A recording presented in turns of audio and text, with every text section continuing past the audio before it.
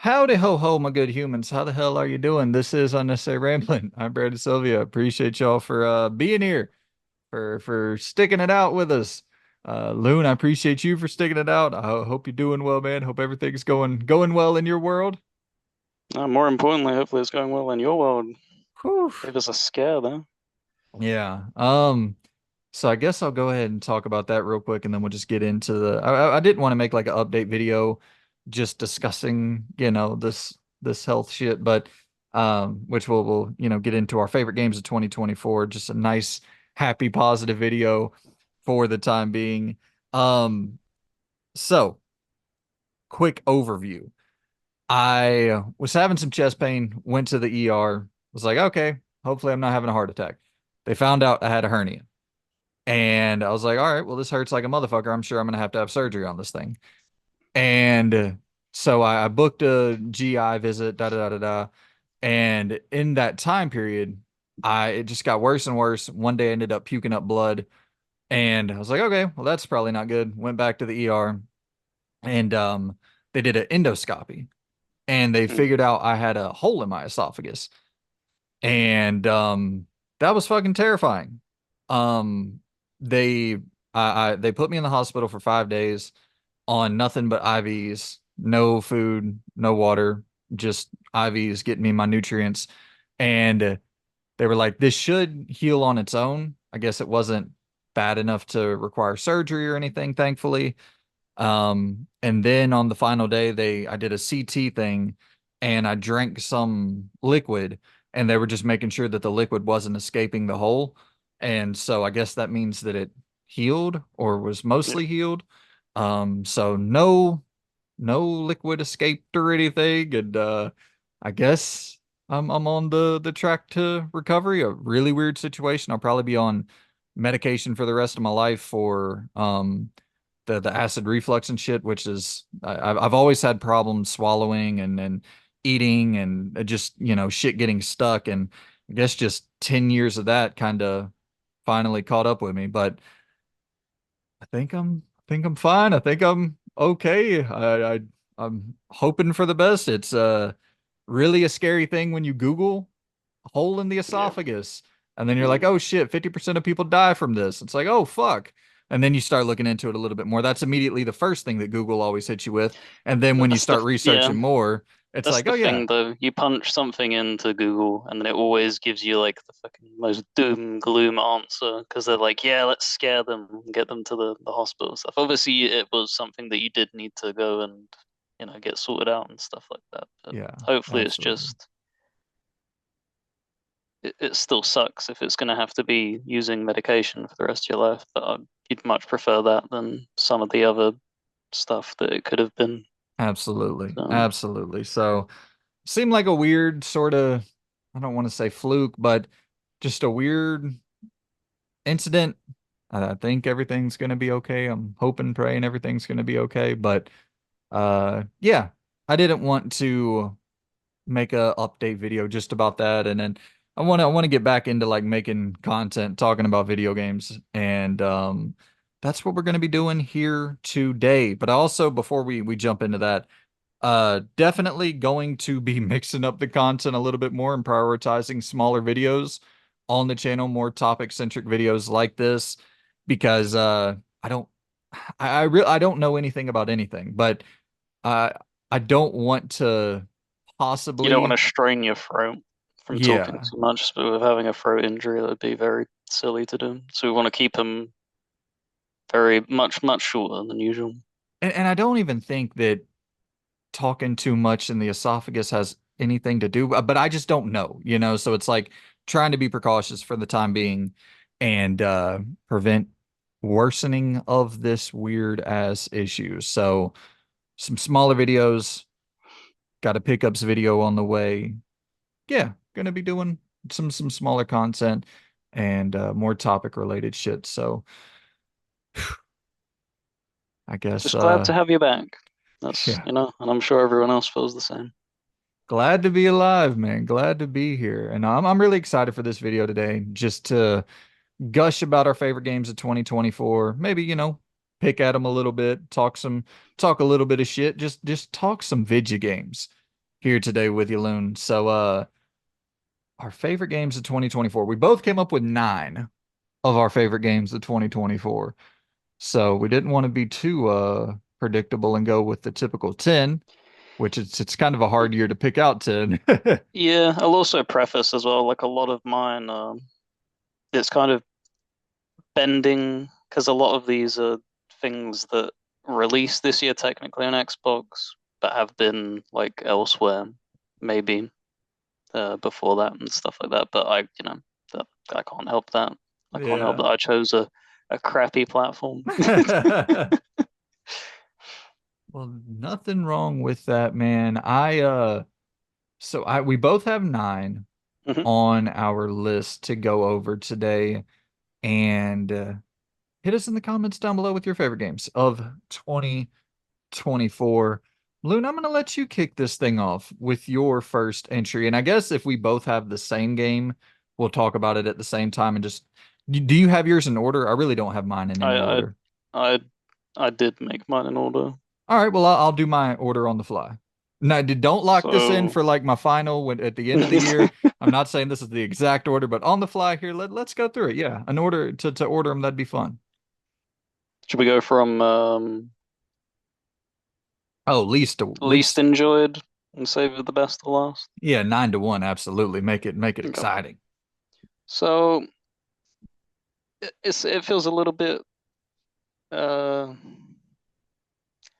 mean to say this was the least enjoyed, but it's more primarily that I haven't played enough of it to fully appreciate it.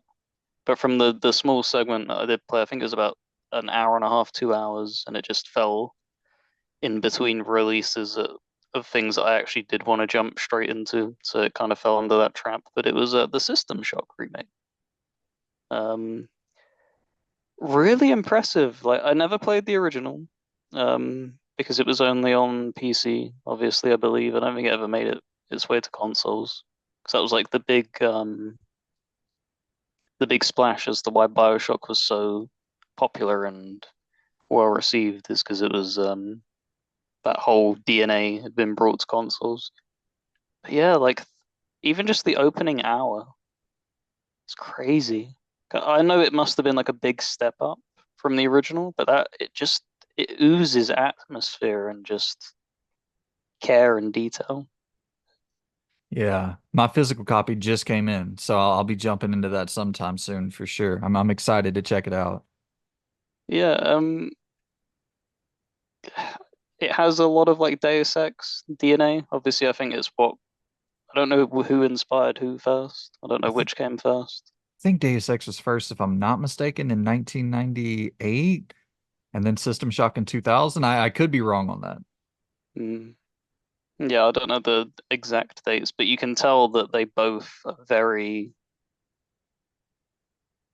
influential on each other because I'm sure like the subsequent releases influenced each other. But yeah, the thing that impressed me as well was when you boot it up, it has a really wide variety of like settings for not only the combat but the puzzles. They have two completely separate difficulty modifiers. Oh, Silent So Hill you 2 could be vibes. yeah, you could be like turning around and being like, I want to get like a brutal first person enjoyment thing, but I don't understand how to put the square in the square hole. So I need a little bit of help with that. So that was kind of cool.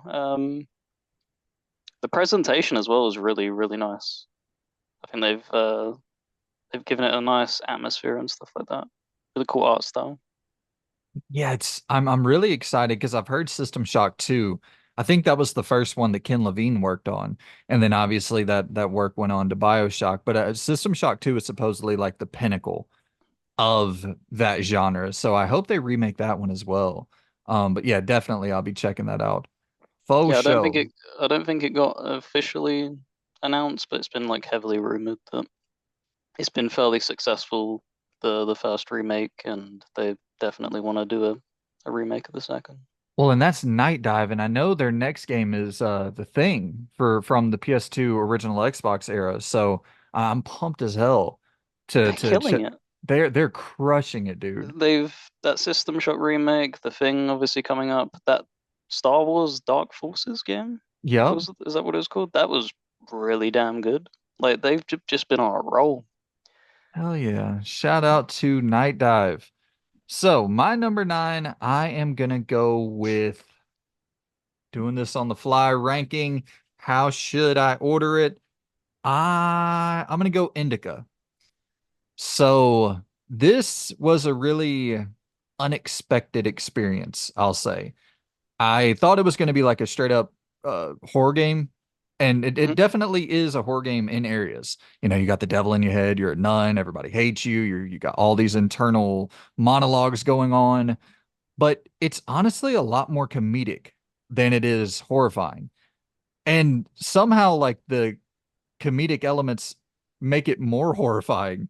It's this weird like shit shouldn't be so funny, and the fact that it is funny makes it more spooky. Like it does, it's a tonal imbalance or a tonal disconnect that makes everything more shocking and more spooky.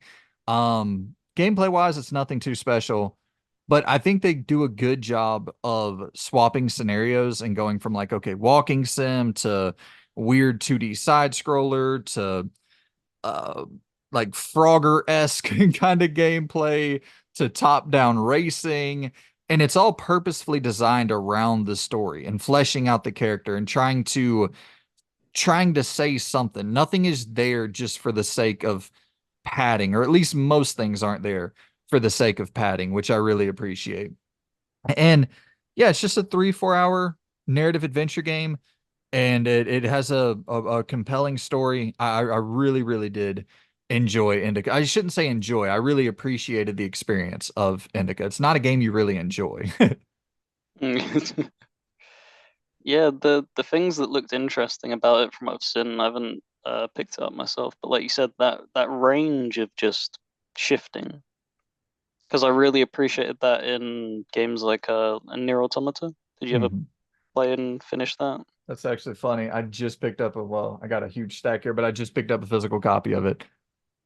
Yeah, it's yeah, obviously the for the primary portion of the game, it's that standard platinum third person hack and slash combat and stuff. But it phase shifts into like side scrolling 2D. Yeah, there you go. That is it.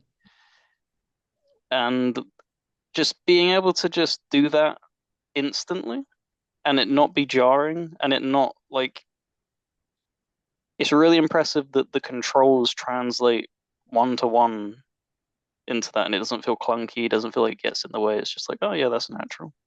I can't wait to So play that. I've heard so many good things about it, and it was like after, which I guess well, we won't transition to it right now, but after a game on this list, playing that, it made me want to go play Nier Automata because I heard that it was pretty much a straight up, I shouldn't say clone, but it was very inspired by Nier Automata. mm. So yeah.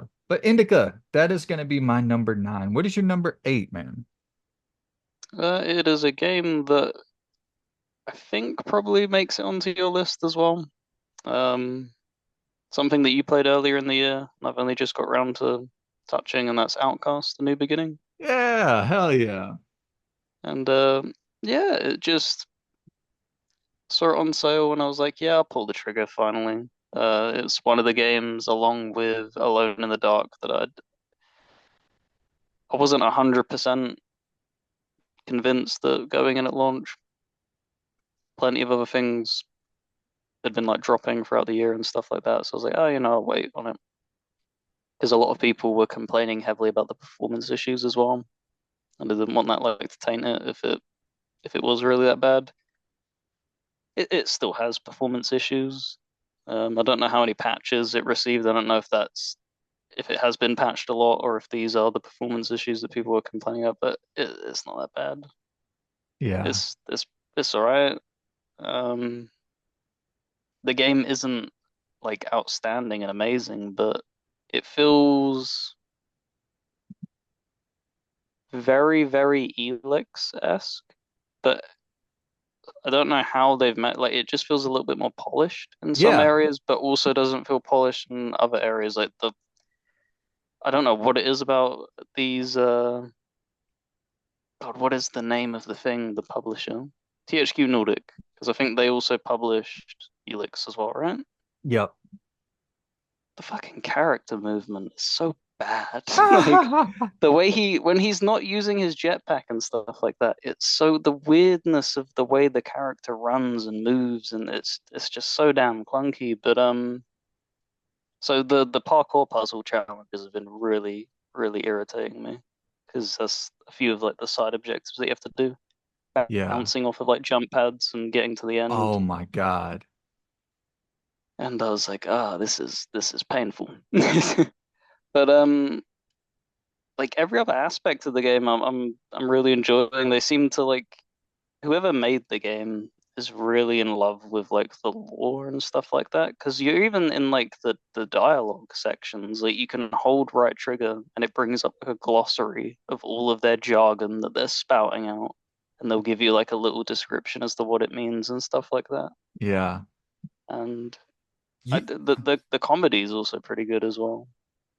Yeah, it's a weird game, man. You're gonna get to some points in this game where you're gonna want to throw that controller through a fucking wall. But like there's a part where there's like a flying section where you have to use this device and you're competing in races.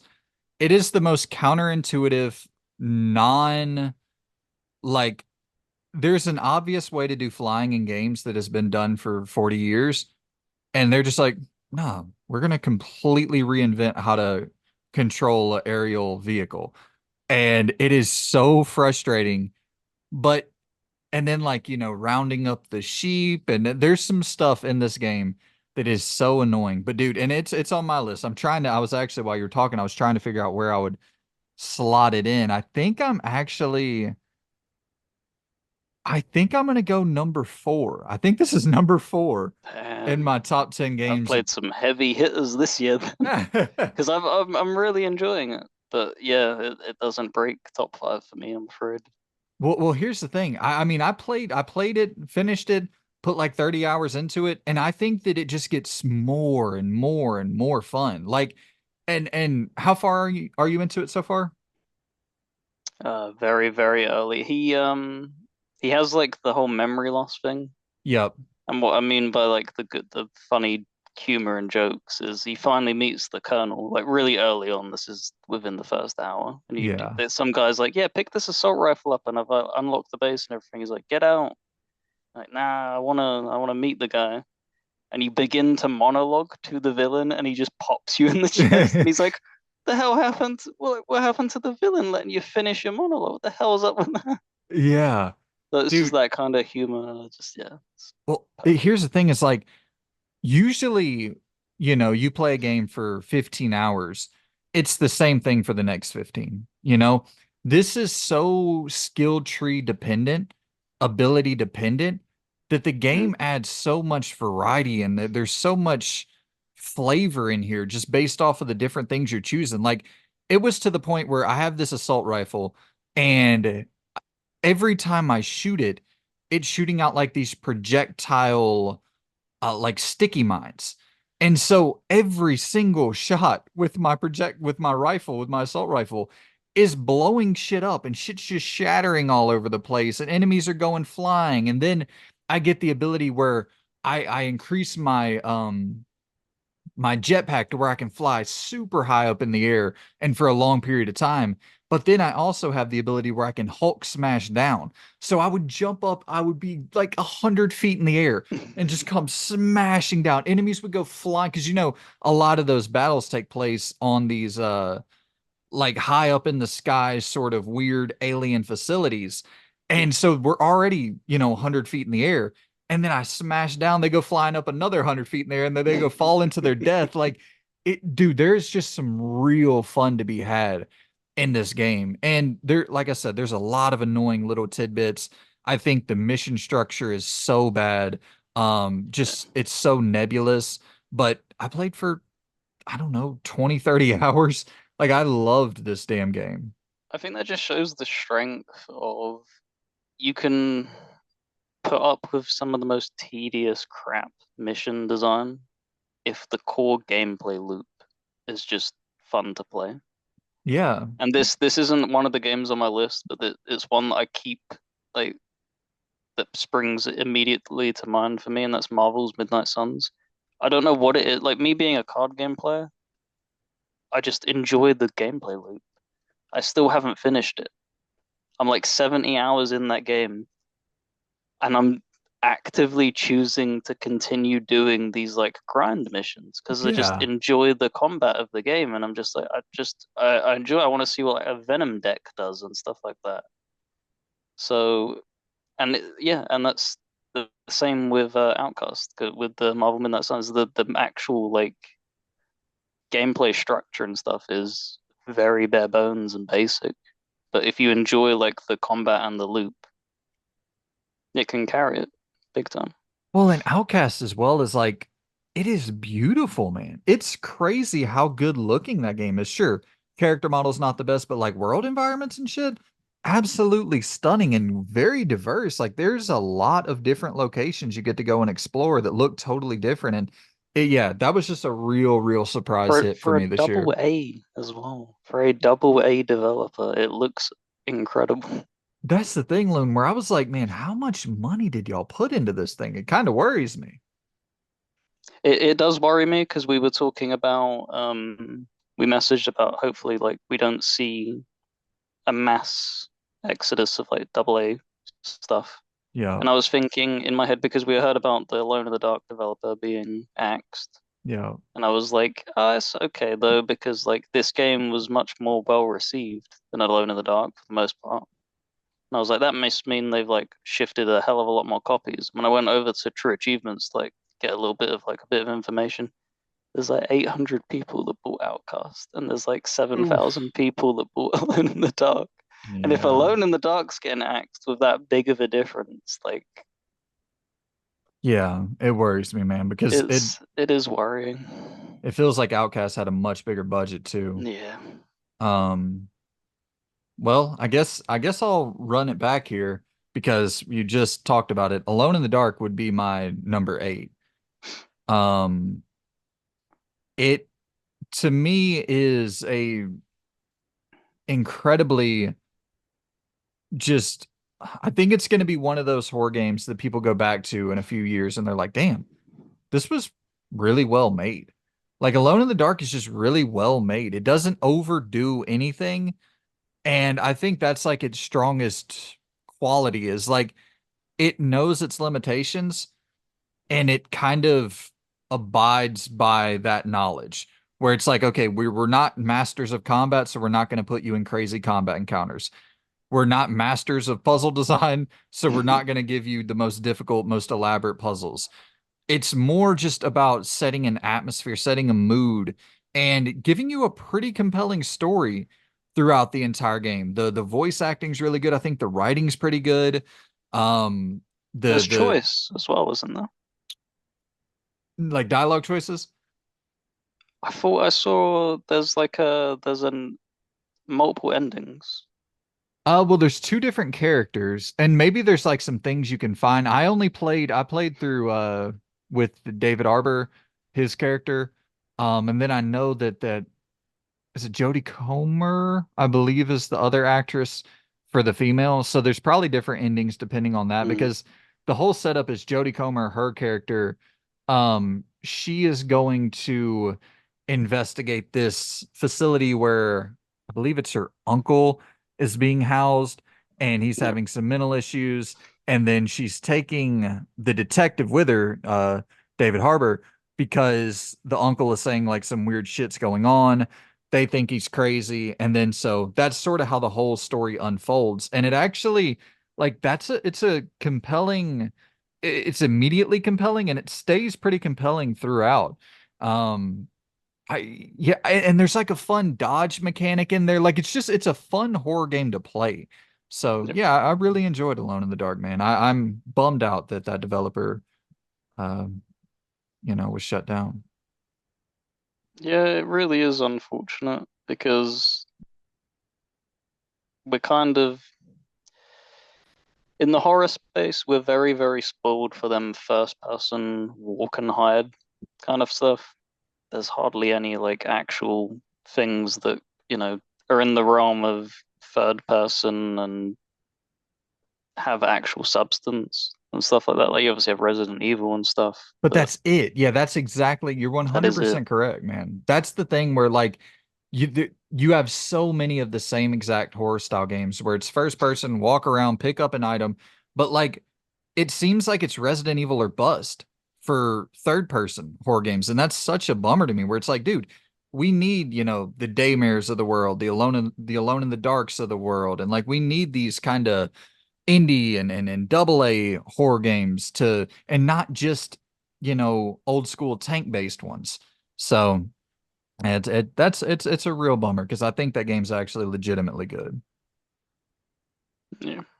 So that's my number eight, man. What you got? Are you on number Seven it would be for me seven? now. Yep. Um, so this is I think this came out, I don't know if it was last year or the year before for PC, but King Arthur Knight's Tale launched in February of this year for Xbox. I don't know if it ended up coming to PlayStation. I have no idea. I have no idea. But yeah, it's something that I saw Mortismal play back when it was in like early access, and he did like a bunch of content on it. And it's how to explain it. It's you are given these small missions, and when you're exploring around, not in combat, it's free flowing and like as if you're controlling a character and party members. And then when combat initiates, it turns into like grid-based, turn-based tactical combat. And don't get me wrong, the game looks, you can definitely tell it's not on a massive, massive budget, but just everything else that they've decided to do, like the setting and the atmosphere that they can capture, has been really good because it's obviously pulling from Arthurian legends and stuff like that. Whereas you're not playing as Arthur, you're playing as I think his name's Mordred, who is technically like the bad guy. I think he killed Arthur. Is the story? It's been so long since I'm having to like dig and get the old memory nuggets out. But you are perceived as like the bad guy, and Arthur's meant to obviously be the good guy. But in the story, Arthur's been corrupted, and it's really interesting because every single party member is one of two like major factions. So they either go into like the more tribal and like shaman and pagan kind of thing, or they're like aligned with the church and stuff like that. And they also have varying degrees of like morality and stuff. So they could be like chaotic, evil, but still be aligned with the church and stuff like that. So it kind of has like D vibes in that sense. But it's really cool, like the dialogue and stuff, and the choice for what it attempts to try to do. It does really well. It's just on a much smaller budget than a lot of other games that have come out this year, Right. unfortunately. And you said the name was King Arthur. What was the King Arthur Knight's Tale. Knight's Tale? Just jotting it down that way I can pull up the gameplay and have that running there. So that was your number seven, correct? Yes. Okay. So now I once again trying to figure out and order my list on the fly here. I think we're getting into a territory here where it's like games I really, really enjoyed the shit out of. I'm gonna go Stellar Blade as my number seven. I think that this is incredibly fun combat, of course. I think that, boss design, enemy design is incredible. I think it's underrated for the other elements, though. I think Stellar Blade is a really well-rounded game. And you hear nonstop talk about the boss encounter, enemy design, just the moment-to-moment combat, but like the moment-to-moment just exploration and puzzle solving and, you know, kind of Jedi Survivor-esque traversal at times and the wall running and like some of that shit is really, really fun and very cinematic. And it's a well-rounded video game. It looks great. It's a technical beast, man. This thing just doesn't hiccup, doesn't stutter. And for a game to be such a, so dependent upon this excellent, excellent combat system, you need that performance to be top notch. And it never falters. It is so, so strong on a technical front. And yeah, I was surprised by just how well rounded this game was and how polished it was when it came out. And yeah, like I said, combat is definitely the thing, but I do think that people underestimate just how good the game is as a total package. So Stellar And this Blade, was this was the thing that you said, I assume, is connected to near. near. Yeah. Yeah, absolutely. Yeah, when I finished Stellar Blade, I was like, okay, I need to I need to go play Nier Automata. Everybody's talking about it is very, very inspired by that game. Um, Do you have so yeah. Replicant? Out of curiosity. I played about 4 or 5 hours of Replicant and I was like, dude, this map design, oh my God. So much It's my gonna be the same in Automata, I'm afraid. oh, that's one thing that'll put me It's off a a little game bit cleaned quicker. up though. It's Yeah. a little bit cleaned up. That'll put me off a game quicker than anything, man. If I'm just kind of wandering around, I hate just kind of mindlessly wandering. So we'll see, but I I'll give it a chance. I think it had a fast travel system though in Automata though, I believe. So I can't remember if they had it in Replicant. I think they had it in Replicant as well. You might have just had to get a little bit further into the story, but yeah, it's something that Platinum, when they make them kind of games, it's definitely the more rougher parts Yeah. you kind of tolerate. So, yeah. I'll give it a try. I'll give it a try. Hopefully that part won't be too bad. But yeah, Stellar Blade coming in at number 7. What's your number 6, Loon? The first of many W's for Sega this year, and also the first of many W's for Atlas. And Oh, that's Unicorn Overlord for this one. A huge, huge surprise, and I still stand by it. The name is crap. Like it, I awful. don't think choosing to go for that name has done it any help in garnering any more than whoever knew that it was coming out obviously knew, and then I don't think it's got much outside other than like a very, very select few. But a big surprise, never played a Vanillaware game prior to this. I think, what was it Aegis Rim Yep. or and 13 Sentinels Yep. was their games. It's the same game, Um, yeah. 13 oh, was it the Sentinels. same? Yeah. What was the other thing that they did that I can't? They did damn, I'm blanking on the name. Jesus Christ, another strategy. Yeah, I because that's can't what I think of the thought name. that other one was.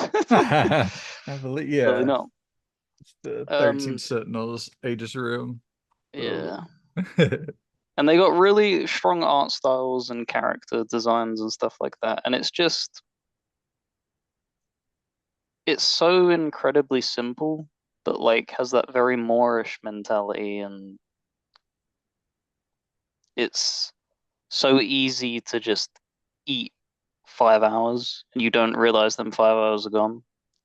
And it's so crazy because when you actually sit there and you watch the gameplay of it, when you're actually going through the battles, it's really not complicated and demanding and stuff like that. So you think, you could probably get bored, but it's the story sections that save it. It's the little snippets of giving you little nuggets constantly, like these battles last for like 3 minutes and then it's cutscene, cutscene, cutscene. So yeah, it's I can't even remember how much I ended up putting. I didn't finish it because it's so big, Yeah. but I plan on going back and chipping away it further. But yeah, it's just and they just constantly throw characters at you. And the thing is these characters come with like their own cutscenes. Like you'd think there'd be a ton of throwaway characters, but it's just constantly like two, three characters here and there, and yeah, it's just very impressive. Yeah, I mean, that was when I played Aegis Rim. I maybe played 10 hours, something like that. That was the thing I was so surprised with. The storytelling and the writing was so strong. Um, you didn't necessarily love the combat, but I loved the. I shouldn't say loved. I thought the story was really, really well written, and I was shocked by that. So that is your number. Let's see, Six. six. Okay. So now on to my number six. I okay. Ooh, okay. I'm in a bind here. I really this feels so wrong to put this at number six, but I think I'm gonna go Final Fantasy VII Rebirth at number Ooh. six. I know that's not gonna be popular on the old internet here, but it's just an undeniably epic game. It definitely is. It just comes down to the fact that I don't have that built up nostalgia for this universe. I never played the originals. I jumped in with the remake in 2020 as my first, whenever they introduced this more action-based combat system, I was like, fuck yeah, I'm down to check this out. Um, but I don't have like real built up knowledge and understanding of the lore and love for these characters. And I mean, don't get me wrong, I think that like Barrett and Aerith and even Kate Sith and Yuffie and like I think these characters are iconic, man. No doubt. Like they're so immediately jumping off the screen, charming to a level that is so hard to nail in any medium. But I think that my biggest issue is I don't like Cloud. Like Ooh. I don't know if that's a hot take, but like I don't see how people adore this character. Like I really find him as such a blank slate kind of nothing character. Maybe that's intentional up to this point, and then we lead to a reunion or whatever they're going to call it, and it's like this real culmination and crescendo buildup that we needed him to be this kind of blank slate. That way, it all comes together at the end. But so far, I mean, like I think I think every other character is infinite. I mean, Sephiroth is one of the more compelling villains that I've ever seen in my life. But just as a main character, I don't dig It's Cloud. funny because you have like the diehard Final Fantasy fans that obviously really love it, love the characters and stuff. But the people who I've heard do like reviews and stuff that, they enjoy the game, but they have the exact same criticism. And it's not just for the remakes. Like 15, Noctis is just not perceived well as a character. The people who join him are much more beloved. And in like Final Fantasy 13, people really didn't like Lightning, but Yeah. they enjoyed the other characters and stuff like that. So, and I think it is like, I think they purposefully underwrite the character in certain aspects so that you as the player can project onto them and leave Well, it a little bit blank slatey, like you said. what's so weird though is like Final Fantasy 16. I thought Clive was, I mean, easily one of the best characters of 2023. So well written. The voice acting was incredible. Um, yes, I don't really it's weird to me to the separation because I have such limited those are the only two Final Fantasy games I've ever played is 16 and 7. So it's like such a huge I mean, it's not they're not even in the same realm of main character to me, where one is like, you know, epic, great, and then Cloud is just so meh to me. But Yeah, he's meant to be that stoic, more silent type, though. He's shows off with his actions more so than his words. yeah, I guess I just yeah, regardless, but not to harp on the negative. I think Rebirth is, in comparison, Rebirth is just so once again epic in comparison. It's so much bigger. The mini games add such charm to this world where like the going around doing the dolphin shit, the soccer mini games. You got the just the whole little beach section where everything's a mini game. You got the shooting and the it they have so much. And then, when you go into the big epic casino looking shit, you're going and doing the motorcycle mini game and everything. It's just mini games galore in this world. And I don't know. It's Rebirth is so damn charming. That's really the only word I can use for it. It's so charming while still being an epic adventure. So yeah, gonna come in at my number six. And I love the more strategic elements of the combat where Remake was kind of straight up action hacking and slashing, which maybe I prefer a little bit more, but I also love the strategy that was implemented into Rebirth. Yeah. Obviously I can't comment on it as it's not on Xbox yet, but I'm thoroughly waiting and hoping that when this third part comes out, they'll do like a bundle and stuff like that. I think Considering they will. we got 14 finally, so I think everything else will move forward with their strategy and stuff. I But think it'll be something I like, wanted, go go ahead. on, sorry, no, because mine will veer off. Okay, I was gonna say I think it's gonna be like the Mass Effect thing where Mm, they end up packaging them all and dropping them on the other platform. yeah, What were you gonna say though? something something interesting, and with obviously without spoiling what you have up on the list. How many are yours of like Japanese developers? Because my one all the way down to six, so 6 to 1 are all Japanese published, Japanese developer game. I have one, two. Hold on, I fucked something up. Okay, I have one, two. I have three Japanese developed and published. Fair enough, fair enough. Because that's crazy to me. Because like 3 years ago on an Xbox, you get like one maybe in like a top 10 list. That warms my heart to see that That is true. because it shows that these are games I love. You've put them on my platform, and right now, just over halfway through the year, the top six games of a top nine list or top eight, whatever it is, are all Japanese games. Yeah, that is very That's true. crazy. That's actually crazy. So, leading on from that, we were very, very hot on this game. We also had big criticisms at the same time. It wasn't just universal love. This game has many, many issues, but Dragon's Dogma 2 falls in at number Ooh, 5 for me. And wow. that shows just how, yeah. And it's because I've gone back and finished something. So Mm, that's jumped up. I've like gained a lot of opinion of it. I still have some things that I'll touch on when I get to it. But yeah, Dragon's Dogma 2 slides down to fifth place. I have to put it this low because I didn't finish it. oh, And it's okay. because that main story is just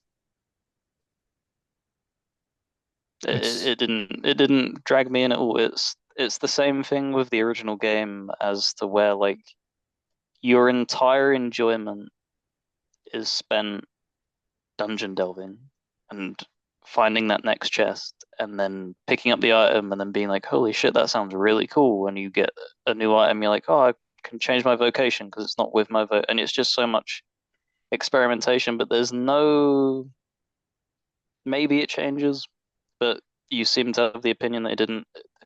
There was no like pull, really. no.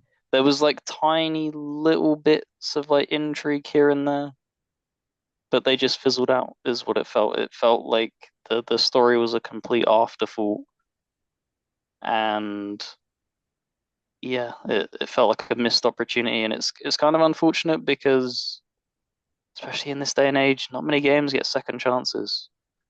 Dragon's Dogma 1 was the definition of a cult classic. Like it sold like shit. Like no one touched it. This was its opportunity to like seriously propel itself. And don't get me wrong, it obviously shifted tons of copies, but it Yeah. also had a huge heavy weight of people being like, there's a lot of problems wrong with this game. And a lot of the people who came from that first game, like myself, the further we got in the game, we were like, hold on a second, there's a lot of like, because you may feel like there's a lot of enemy variety, but there isn't in comparison to the first game. There's a ton less types of enemies than the first game. And yeah, I'm hoping that they do what they did with the original game and put out like a big expansion. Because that was the thing that also propelled the first game to popularity was the Dark Arisen like re-release and the bit of Black Isle kind of section of the game. I think that would do it wonders. Um, but yeah, that's I would land that fifth for me. Yeah, it's weird, man, because the story's bad. I think the open world is designed poorly. I think the enemy variety, like you said, is lacking. I think the performance issues are abysmal at times.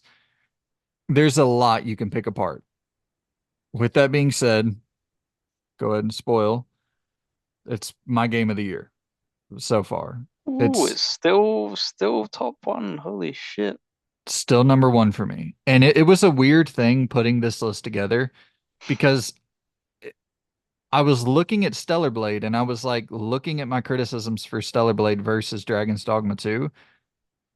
And I was like, oh my God, Stellar Blade is significantly better than Dragon's Dogma 2 in every single area, except Dragon's Dogma 2 has some of the most fun melee combat ever created in any video game ever. Ever, ever, ever.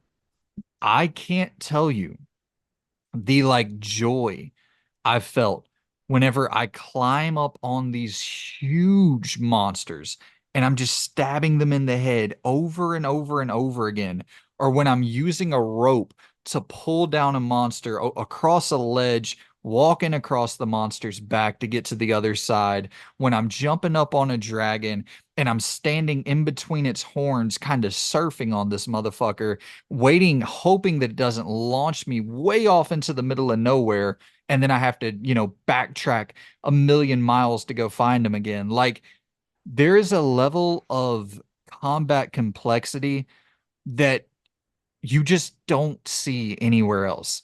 And that's not even talking about all the different vocations and how much variety is there for however you want to tackle this game. But even if you just like I really, really went with that dual wielding build and just maxed that bitch all the way out. That was like I loved playing it so much. Even just focusing in on that, there was so much complexity and so much variety just with that one style of play. And I mean, just getting swooped up by a monster and, drug across the map and don't get once again, the fast travel is so abysmal. The hopping on and that whole system sucks so bad. But when I think about just straight up core combat, there's like sleeping dogs, you know, uh, The there's a thing is, few. the thing is though, the counter to it, right? Of you put any like I'm gonna put Souls games away on the side. They can live. This is not part of that argument. Dragon's Dogma 2 for an open world game has the best like fantasy combat ever, hands down. Because what you think of how much praise like God of War gets and stuff like that. Them big massive fights are usually quick time events and cinematic locked in and you're doing that kind of thing. Like when you're finishing off the monster in Dragon's Dogma 2, from the moment you initiate to the moment you finish, you're in complete control the entire time. And Yes. there's very, very little scripted event. Because I remember I'm still kicking myself that I never got this damn clip because it really irritates me.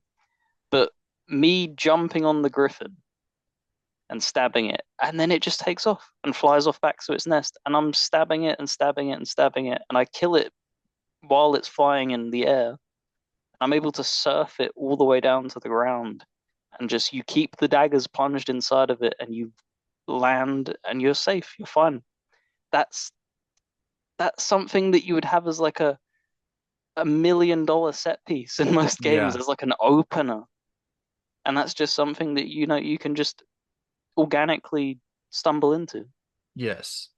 Yeah. It's crazy. It's unparalleled in those instantaneous, just, or I should say spontaneous encounters. There's really nothing else like Dragon's Dogma 2 in that regard. Um yeah, dude. The as people say, gameplay is king, and it doesn't get much better than that for me. So it's gonna have to remain at number one, but it's this weird thing, Loon, where like that is a very shaky number one on my list. I'll be honest. Like I would be stunned if that remained my game of the year. I would be absolutely No, stunned. I think even with it being S tier combat, I think it's gonna get knocked down minimum to third place this year for the other games that are coming out because the other games that are coming out may not have as good combat, but I can guarantee that you're gonna have more enjoyment from the whole package of the other Yeah. games, and like Outlaws, for instance. I think you that's something that yeah, its combat is going to be lacking compared to Dragon's Dogma 2, but I think you'll gain infinitely more enjoyment out of it. I hope so. I don't think I've ever had a game of the year that is this inconsistent. I'll say that. So I'm It's hoping that's balancing on a thread. yes, yes, it is. But hey, man, I'm happy if that remains my game of the year. Cool. So be it. It is one of the greatest combat systems ever created. So acknowledging that greatness, I'm happy to keep it in at my number one slot. But regardless, we still got quite a bit of lists to go through, and we're rambling like motherfuckers. But This was meant what? to be a small video. Uh, All good. What do you have as your number four? that you never would I could have given you 100 guesses. I don't think you'd ever guess this unless you've seen me playing this in like the past like 2 weeks. Oh my God. Out of nowhere, they re-released and repackaged this game called Metal Slug Attack Reloaded. And I think it was originally a phone game, and they've obviously removed all of the payment barriers and stuff like that. And don't get me wrong, holy shit, is it a grind fest. But and it feels so strange because it's like everything like it feels so bad that this has got above Dragon's Dogma, but it's just that thing of if I enjoy it more, that's I'm sorry, like it's so simple. It's just I don't even know like how you would explain what type of game this is. It's Did you ever play a game called Age of War? A Flash game?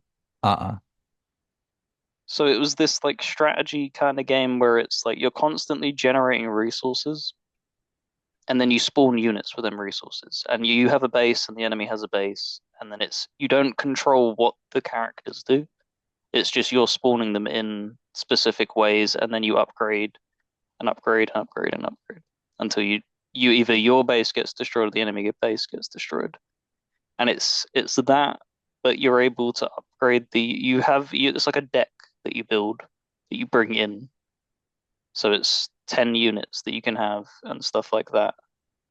And it's just pulling from the Metal Slug universe. And I'm like a really big Metal Slug fan. So it's like perfect. I love the universe. I love the art style and stuff. It's just a guilty pleasure. It really is. Like it just I had no idea that they were releasing it. I was scrolling through the store one day and I was like, don't remember ever hearing about this Metal Slug game. I've played like all of them. The hell is this? And I was like, this doesn't look like Metal Slug. And I was like, ah, screw it. It's like £8 or whatever it was. I picked it up and I was like, oh my God, this is like liquid cocaine. This is bad. I can't stop playing. Shit, yeah. Dude, I so I'm on my number five, correct? I think so. Yeah. Yeah, Because there was because that of weird, yeah. yeah, the back and S- forth of me choosing stuff and yours, different lists. For number five, man, I'm gonna go Banishers, Ghost of New Eden. I think that this is one of those games. and I think I've said this a couple times, but I really like very much mean it in this case. This is one of those games where in 4 or 5 years you're gonna see the YouTube videos pop up. Most underrated game of all time, one of Yeah. the most underrated games. How do people sleep on this? Like this seems to be a game that people are really, really sleeping on. Just a really ambitious AA project. Don't Nod, creators of Vampire, whatever you want to call it. And this seems to be the real follow-up to that, and they've fine-tuned it to the 10th degree. It is just a polished, beautiful, beautiful video game. Very inspired by modern God of War combat. And the crazy thing about that inspiration is like that is a lofty, lofty bar to aspire to. But I think they hit it. I think of course, it's not as deep and complex and like, but I think for the budget they had, I think that they nailed it about as close as they possibly could. And it's fun. It's weighty. Swapping between your two main characters adds some variety, some spice to that combat system, and also some speed to it, which is really appreciated. And then introducing in like the rifle and how you'll develop a flow in combat where you're, using the different weapons consistently. It's just it's a fun game to play, and it's an incredible story. The story is so good, so well written, so well performed. Where you're playing as essentially like think about it like a Witcher style story, Yeah. except you're going out and you are like there's these spirits who are sort of invading the land of the living, and you need to banish them back to the land of the dead. And you're sending spirits, you're sending people who are kind of caught in purgatory Hmm. on their way to their sending them to their rightful home. And then as they're sort of messing up the balance of the natural state of things. And the main hook, and I won't go too much into it, but it's really a love story. And I think that how they handle that and the way that they allow you to have choice in this certain scenario is so impactful. A- and it also like it makes you contemplate betraying the thing that you know is correct or the thing that you feel is correct so many times by putting little hurdles in your way and like making you look at things from a different lens. And I just think and then also offering up you the ability to change your mind, not locking you into a choice. And with the new information you have, being able to like go, okay, should I change my path totally for where I'm choosing to go with this? Like it's just really well written. So yeah, Banisher's Ghost of New Eden is going to come in at my number 5 slot. Right. Well, jumping, it'll be my third for me. Hmm. Um, and it's thematic because it's Persona 3 Reload. Ended up finishing it up. Oh shit, I thought you were saying that Banisher was number 3. I was like, oh my Oh God, no no no no okay. no no! I was split because it fell in the same vein as System Shock. Like I'm kicking myself. I need to go back and finish it. I only did like the first 2 hours, but it was like a February release as well, right? Yeah, it came out right with So Persona and for all that. me, it was Infinite Wealth, Persona, King Arthur's Night Tale. Like it was all that being bought, and it was just like Jesus Christ, there's so much. Yeah, I feel you. So yeah, so that was a February release, Persona 3, I believe. Yeah. As I said, so I've only just got around to finishing it. I took a little bit of a break, um, as I was like a little bit burnt out on the whole turn-based JRPG stuff. My God, it's so good. Like I have criticisms with like their choice of going with certain characters voicing, but once you get past that 10-hour mark and you're kind of like, okay, your brain's rewired and it's like, okay, this is the new norm, you can kind of accept it a little bit more. The Every other aspect of that game is just so much better improved Yeah. than Persona 3 Portable. Like the ease, the accessibility of stuff. My big worry was you opening up and making everything like traversable like you do in like Persona 5 would have made it a slog to get through because I did like the snappiness of Persona 3 Portable where it was just a cursor kind of thing and it was so quick to zip around stuff, but I can't remember what button it was, but you have just the ability to teleport to different floors instantly, and it's very, very snappy and really, really good. And it marks who, if there's like an important character as well, where they are and stuff like that. So it's not cumbersome and overwhelming as to like, okay, I want to develop like a social link with this character. Where the hell are they? Because it will mark that in this area there's somebody. So that was cool. And just look, it's the Persona 3 storyline. Like they changed nothing. It's just perfect. It's that whole from start to finish. Is it long? Yes, but it is worth going through it. How long did it And take you to you know, finish it? so that's something crazy because I posted it into the Discord and uh somebody pointed it out like, oh my God, you did that really quick. And I was like, what? Because I didn't even like pay attention. Like every time I beat a game and stuff, we have a what I finished, what we finished kind of thing, and a screenshot like the name of the game and then how long it took. And I was like, Jesus Christ, that did take me like hardly anything. And I was like, what the hell? And it was because Xbox has been having issues. I think it lost the tracking. Mm, So it claimed that I did it in like 22 hours, which is that's insanity. You're yeah. not finishing a Persona 3 in 22 hours. So I think it just had thing because it was constantly It's been having bad outages. It had one the other day where it was down for like 8 hours. I saw that, You need to yeah. get that shit sorted, Microsoft. But yeah, it would be about 40, 50 hours. So that is your number three. Yep. Okay. And so I think I'm on my three as well because I had Outcast as my number four. I ooh, I'm gonna go Little Guardsman as my number three. I This is without a doubt my favorite story of 2024. I think without a doubt it's I can say that confidently. So the game is pretty much you're playing as this little girl who is taking over as a security guard at this castle. And you're taking over for your dad, who's a bit of a fucking idiot. And it's your job to like either let people in or deny people entry. And you have a bunch of different tools that you can use and a bunch of different resources for when you're interacting with with these people to figure out if they're lying, if they're carrying a weapon, if they have ill intent.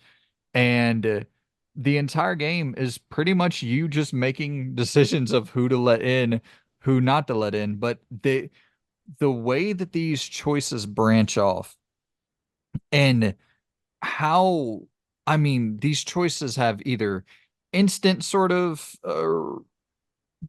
reaction, instant sort of consequence, or extremely long-term consequence, where a choice that you made in Act One will be a huge, huge key moment in the final act of the game. And it's crazy how it's all comedic, and the game is so dependent upon the comedy, but they're able to make it feel so high stakes at time where you're like really invested in what's going on. And I don't want to spoil the big twist, but it definitely does not turn into to. I'll say that you're not just a simple security guard for the entire game. You might be doing the same actions, but the stakes increase drastically. And it's just so well written. The comedy is so, so good. And I've rarely played a decision-based game that feels like the decisions matter as much as a Little Guardsman. So, yeah, that is going to come in at my number three slot. I was really thinking that this might be my game of the year because the story is just absolutely incredible. But yeah, I mean, I even got snatching third place, that's incredible for a indie title like that. yeah. Been a pretty stacked year. Yeah, man. The writing is just so good. And I will say, not for me personally, it's not the most stacked of years. So it like the games below it aren't games I'm like super. Don't get me wrong, I love a lot of these games, but 2024 is a little bit lighter of a year for me. But still, regardless, It's the year of Japanese releases. I yeah, think that's been shown because we're even there's still tons more to come, like metaphor and stuff like that. totally. Like it's just non-stop. But yeah, man, if you're looking for, like a Papers, Please style game, if you're looking for a really good choose your own adventure game, do not sleep on Little Guardsman. It is so well written and great voice acting, great performances, just great art style. It's a really good video game. So that's my number three. And now we're on to your number two. We're getting close. I think I know what your game of the year is, but I'm not 100% sure. But let's hit number two first. Number two is Like a Dragon, Infinite Wealth. Ooh, that's what I thought your game of the year was going to be. No, no, no, All right. no, no, no.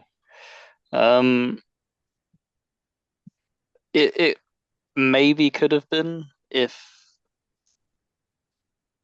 I don't even remember some chapter. There was a point in the game where you get hit with a massive brick wall, and the game kind of is like, this is the JRPG side of things. Grind, bitch. And it's just like, oh. So that did kind of hit the enjoyment factor, but it's just I don't understand how they do it. I really don't. Like this is a game picking up after Yakuza 7, Like a Dragon, that was originally conceptualized as an April Fool's joke. Like it was a joke that they were going to do the turn-based combat and stuff like that, and be like, "No, I have a crack at it. That looks interesting. That looks good. It looks fun." And this is coming from they have some of the best hand-to-hand combat ever made, and they've come over to this turn-based thing, and they've somehow still captured like some of that, and they've even brought because in the first crack at it, it was I think I don't think it had any interactability in the attacks kind of thing, other than like you would click a skill and it'd say like spam X to like charge it up. And if you did that quick enough, you'd get a damage bonus. You have certain styles like with characters, which I won't spoil who they are, but they play like you're playing a Yakuza game. Really? Like, yeah, you can do that, and like their special abilities and stuff. It's like they're just showing off at this point now. Like you're just taking the piss. Like, come on.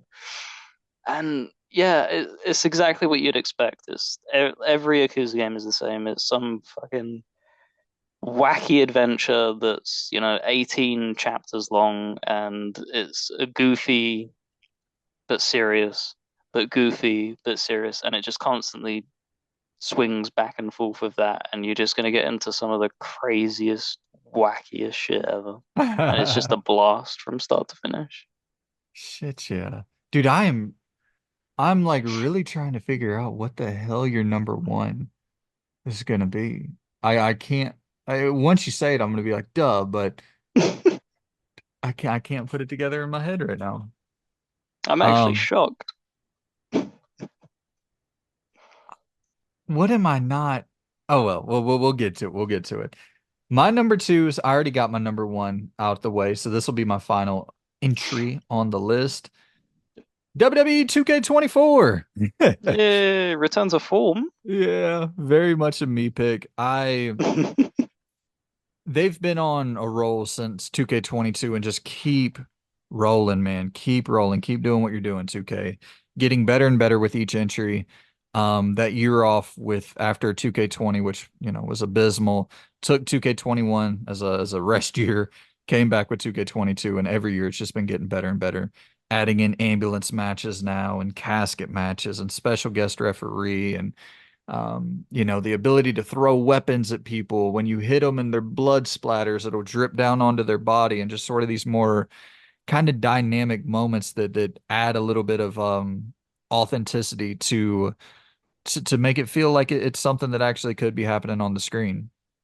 And the story mode is like really always going to be my big thing with wrestling games. The GM mode, I still do have a lot of criticisms for that. I just don't think that they're nailing that, and it doesn't seem like they're really trying to change it into a format that works for me. But maybe it works for other people, and other people are finding it enjoyable. So, but this, How many modes though is there? Just out of curiosity, because I ask that because we for Football Manager fans this year, they're doing a massive overhaul. They're moving from the whatever engine they used, which I don't know the name of, and I think they're going to Unity. hmm, And then they were 100% transparent with like, okay, these are the things we're going to be adding, and then they broke down and saying, okay, these are the modes we're bringing over, and this is the statistics of who uses these modes. And they showed why they're cutting certain ones because it's like 0.2% of your wow, entire play base plays this mode. So like it takes manpower doing that. It's not worth directing resources there when we can pull them and put it somewhere else to make it much, much better overall. I love So that transparency. yeah, Um, You have the story mode, which features both a male and female career, which were both excellent this year. You have universe mode, where you can kind of build your own sort of like franchise, like a franchise mode where you can kind of book the matches, pick the champions, do all that shit, build storylines. You have GM mode. You have a showcase mode, which this year was the like WrestleMania mode, reliving some of the biggest moments in WrestleMania history, which was a little bit of a letdown in my opinion. And then you have the like my team. I forget. I don't even know. I think it's like I don't know the name of it. My faction something, but it's like a my team mode that I don't dabble with at all. It's all online, and that's where a lot of the microtransaction yeah, garbage can take place. And then you have your creation suites and your regular matches. Like you got a good bit of shit. yeah. Because I mean, like that's a lot. That's like six, seven, eight modes maybe that they're having to juggle on a yearly basis. And I don't obviously know how big their team is, but when you think of like how you would divvy that up as to, put X into that, and then try and get big enough sweeping changes for a yearly release. It's why I think when you have a yearly release game like that, it's why they only target like 1 to 2 modes to like actually add to, and it's usually the big popular ones, and the other ones unfortunately fall behind big time. I would be totally fine if they Cut like the online portion. of course, right. I know that's where they make their money. But I would be totally fine if like one year say they tried to they cut um let's say they cut showcase mode next year and really prioritized fixing the universe mode because a lot of people have complaints with the universe mode and tried to really like create something interesting there and see the response. And like you said, if we could have the data to track that, Yep. and then the next year, okay, we'll keep the universe mode the way it was from the previous year. We're not going to add or subtract anything. It's going to be the exact same thing.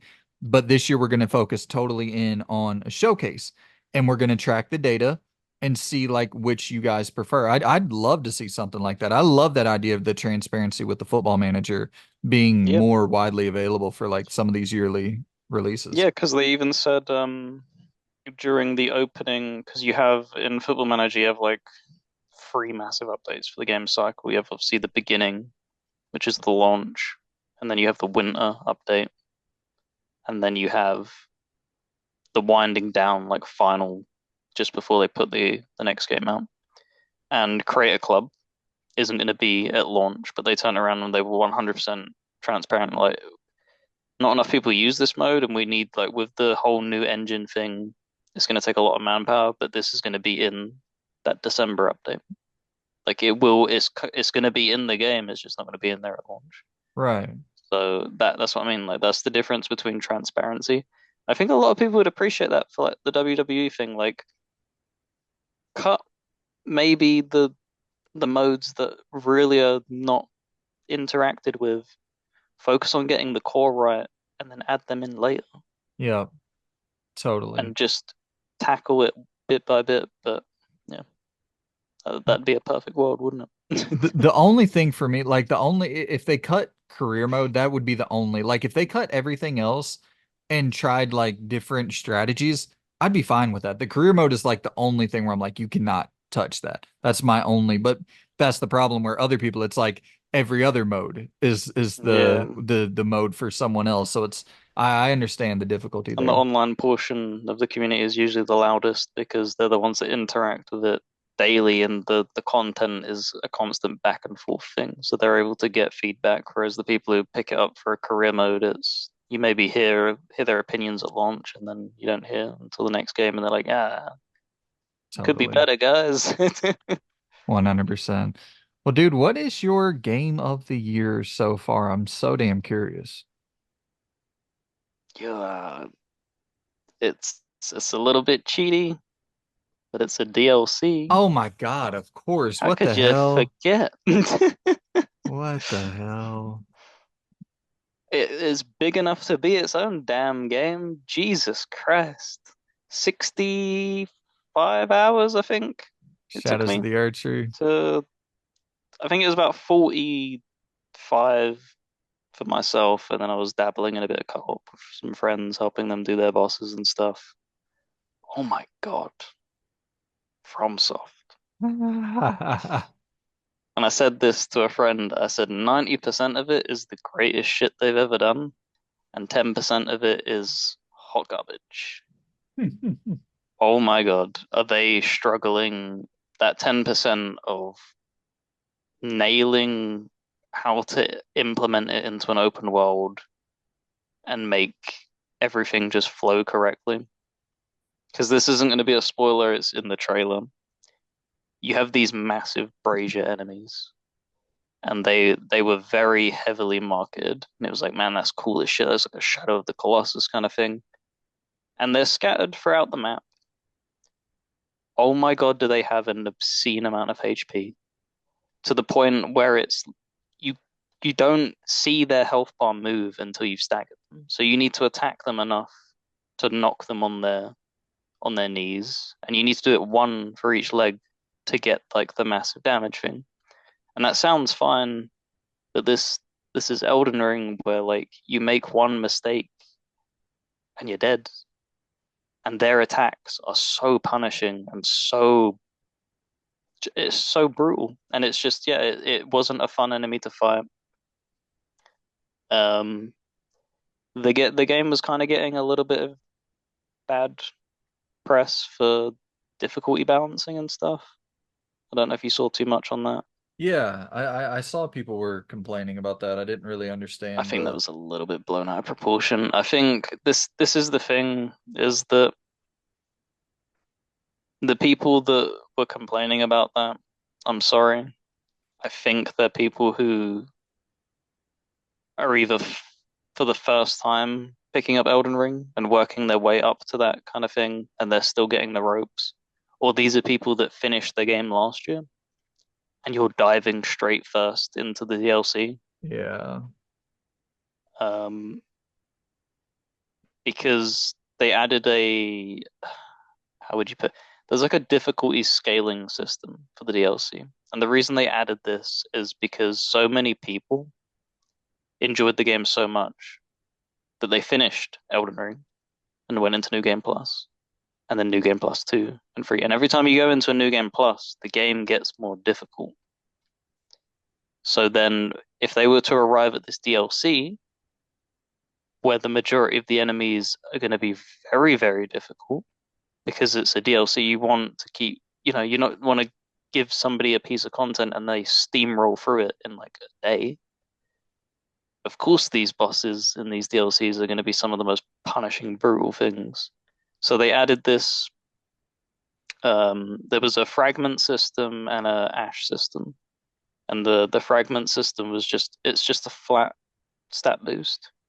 And these are things that you find out in the world, and they just apply to your character. They are only applied in the DLC area because it's a complete new map transition. It's separate from the base game, and it only affects that. And yeah, there's 20 of each, like 20 levels of each for you and your summons to make the game much more bearable. And I think the people that were heavily complaining don't read because they probably skipped the thing of the pop-up saying this is what it does, or they just don't care. And then they get to these areas and they're getting absolutely steamrolled. Because it was astonishing how much of big of a difference when we were co-oping through, going from like level 3 to level 5, you feel a massive difference of like you're doing not a lot of damage to wow, you're one-shotting these enemies now in this area. So it's definitely that thing of, you need to learn what's being placed in front of you. But I'll happily put my hands up. That last boss kicked my ass to the point where I respect my build. Oh, I could not beat him doing what I had done for all of the previous part, the whole of the base game and all the DLC up to that part. I was like, there's no window opening for how I play with this. So I had to completely go back to the drawing board, respec my character, try out a few different weapon builds and be like, okay, I'm gonna try this. And I did end up beating the ultimate boss. that's so funny, man. That's awesome though. How long you said 65 hours? That's with me going into friends' areas and also just offering. I love being summoned, like even by randoms and stuff. Yeah. Like just you beat the boss of an area and you're like, man, that was epic, epic thing. I'll put my sign down. I want to fight that again. Like I want to give somebody a help through that. I know there's gonna be people who are struggling and stuff. So yeah, I'd probably say about 40 hours if you were soloing it. It's I'm so curious if it ends up in that game of the year list. I'm so curious. I really have no idea how they're gonna do it. I I don't either because I don't. It's never been done before, right? not for Like game of the year. Blood and Wine never got a nod. Uh, Phantom Liberty never got a nod. But that's the But thing. Phantom Liberty got a nod for I think best narrative or best RPG or yeah, something. So it's so the like door is open a little bit, but it really is just what else comes close to it this year? Like realistically speaking, like for the people that love it, it's like I said, it's 90% perfect of a game that was already won game of the year. that's the So thing. like how the hell these does it not? Because it's a step Yep. up. And this is the thing with what baffles me with FromSoft. Their DLCs are always their best content. It doesn't matter what game, every single entry, the DLC is the best part of that game because they go back to the drawing board and they pick out all the best things people enjoyed and they're like, oh, that weapon, we'll make a better version of that weapon in DLC. That boss, we'll make a better version of that. And it's just, yeah, it's so close to perfect. And this is why, because people were mocking Miyazaki because he turned around and was like, I've not made my perfect game yet. And this is why, like, he's so damn close to hitting the nail perfectly on the head. He's just so close. He's 10% away. He's like Yeah. 10% away. Damn, dude. That's it's fucking awesome though. It's awesome that it's your number one so far. You're thinking that that's probably a lock, or is there anything on the horizon that you could see possibly taking that spot? But before it's released, I would have been like, I'm flexible. I'm like, yeah, there could be other things in there. And that's because it was like that mild doubt of like how I'm also like thinking in my head, could Rockstar mess up GTA 6? And then Mm, when reality comes crashing down and you actually put the product in and you're like, why did I ever doubt? Like yeah. there's no L's. Like Well, dude, so I don't think anything's taking number one from that. I want to do a video with you soon where we just kind of shoot the shit about what we've been playing so we can get into Erd Tree a little bit more. And then at Grand Theft Auto as well, Grand Theft Auto 5, I have finished that recently. So we shall do that soon. Man, I appreciate all you good people out there for tuning in for our long ramble here about our favorite games of the year so far. We will likely be doing some shorter content coming soon. I have a PS5 pickups video coming soon that I have my stack over there that I still have to discuss to go through to talk about. Happy to be back here recording. It feels great to be discussing video games and shooting the shit with you, Loon. So I appreciate you for jumping on here today to record with me, man. And I'm pumped for the future recordings. We'll shoot the shit and kind of brainstorm some ideas for future videos as well. Yeah, it's just great to have you back. Like I said, it's good that everything's going in a forward and upward momentum.